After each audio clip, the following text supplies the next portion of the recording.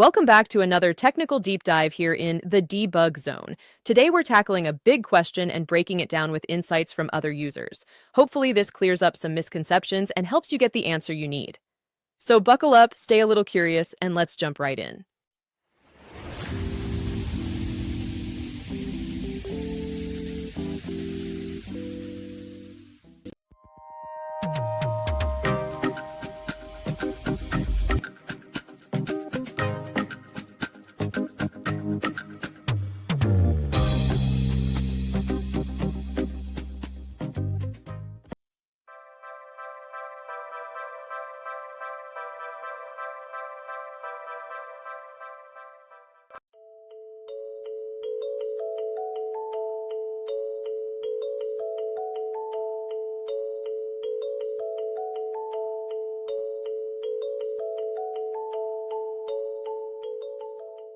And that's a wrap.